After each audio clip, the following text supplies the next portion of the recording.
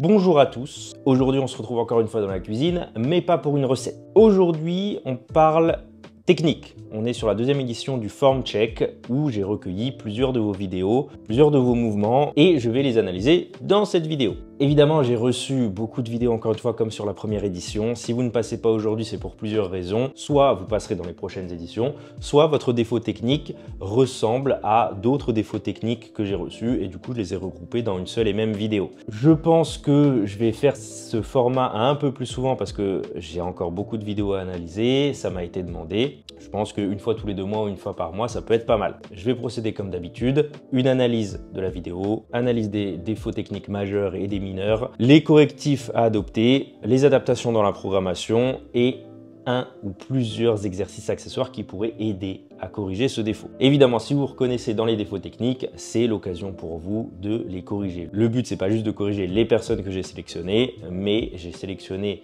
des personnes ayant des défauts relativement communs qui touchent plusieurs personnes, donc vous devriez vous y retrouver. Et commençons sans plus tarder par un squat. Alors sur ce premier squat, on a 170 kg et on va regarder ça.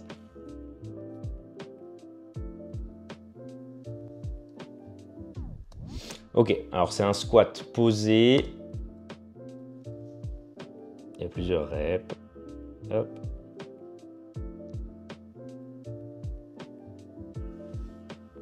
Alors, il y a plusieurs choses. Ça reste un squat fort. On est à 170 kg. On va voir 2-3 petits trucs. Alors, pour moi, déjà, la première chose, ça va être tout ce qui se passe en haut.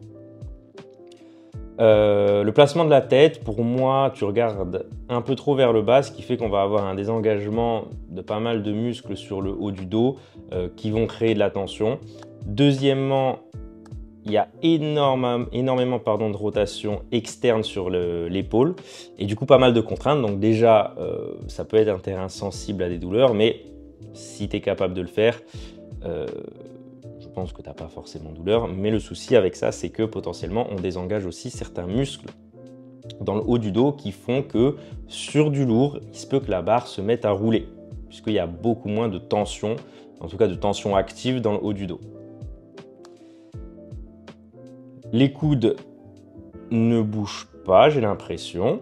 En revanche, la tête, là, on voit très bien que tu regardes vraiment juste en bas et après, en poussant, tu recules la tête et là, tu engages les muscles dans le dos. Et c'est justement sur ce genre de moment où tu vas engager des muscles qui n'étaient pas engagés avant que la barre risque de rouler. Donc là, c'est relativement léger pour toi, visuellement en tout cas. Donc, sur du lourd, ça peut poser problème de barre qui se balade un peu dans le dos. Ça, c'est la première chose. La deuxième chose, c'est plus au niveau de la descente. Hop. Là, on est sur un squat avec les genoux qui avancent énormément. Alors, c'est pas forcément une mauvaise chose, sauf que c'est un des hanches moins engagées, donc potentiellement moins de muscles engagés. Et surtout, on peut avoir une depth, une amplitude un petit peu conflictuelle, étant donné que les genoux avancent énormément, les hanches ne sont pas très engagées, donc ça risque d'être compliqué d'avoir les hanches qui descendent sous les genoux, juste mécaniquement. Donc si on a déjà eu des problèmes d'amplitude sur le squat et on ne sait pas trop d'où ça vient parce qu'on a l'impression de descendre tout en bas, parce qu'en vrai tu descends tout en bas, sauf que mécaniquement tu n'as pas les hanches sous les genoux. Après au niveau programmation en soi, ce qui peut être bien, ça peut être d'intégrer du high bar. Le high bar permet de se forcer à créer beaucoup de tension et de rigidité dans tout le haut du dos. Après au niveau du renfort, je ne pense pas que ce soit vraiment un manque de muscle pour le coup, ce manque de tension, mais insister un peu plus sur les tirages horizontaux notamment pour prendre un peu plus conscience de ce qu'on peut générer comme tension dans le haut du dos. Allez, bench.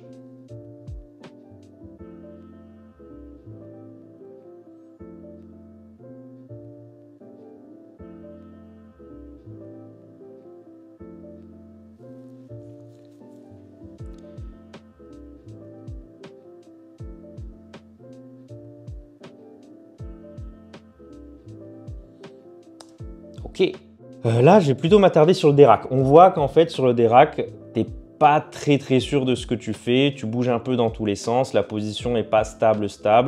tu lèves les hanches pour avoir un gros leg drive au moment du dérac, c'est bien.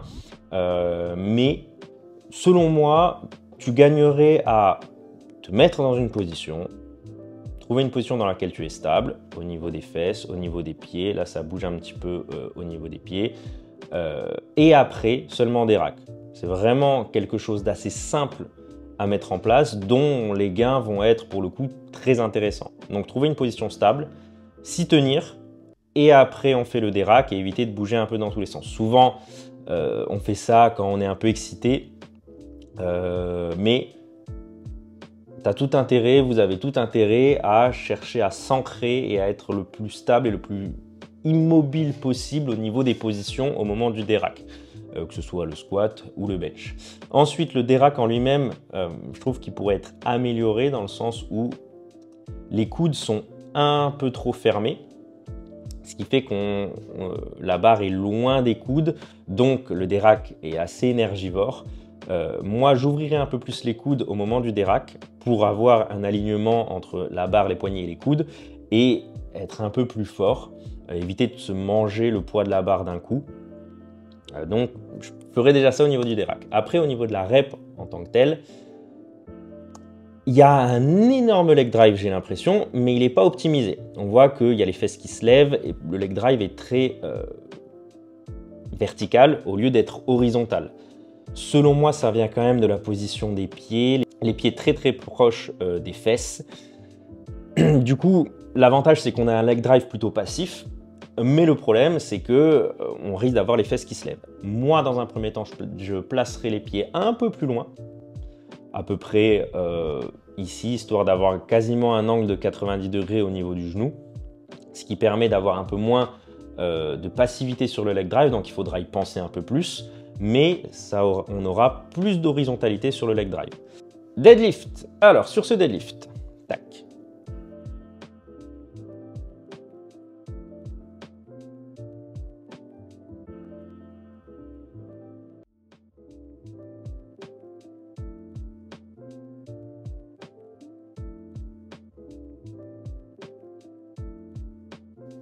Alors, déjà, pour le coup, j'ai l'impression qu'on est sur un deadlift relativement large. Ce qui me marque le plus ici, c'est qu'en fait, j'ai pas l'impression qu'il y ait un gros engagement au niveau des hanches. Les hanches sont placées plutôt correctement, mais elles sont pas chargées du tout. Et il n'y a pas l'air d'avoir une grosse tension non plus dans l'abdomen et globalement dans tout le haut du corps. En fait, on a beaucoup de verticalité sur le mouvement, mais le sumo et le deadlift globalement, c'est un mouvement où on doit aller chercher aussi de l'horizontalité dans la production de force. Donc, l'horizontalité, alors la verticalité, elle est là. Pour le coup, il l'a, c'est très bien. Donc, on a une utilisation des quadriceps, c'est très bien, mais il manque de l'horizontalité dans l'utilisation des hanches et du tronc. Première chose, ça va être d'essayer d'abaisser un peu plus ses omoplates et de les rapprocher de ses hanches finalement.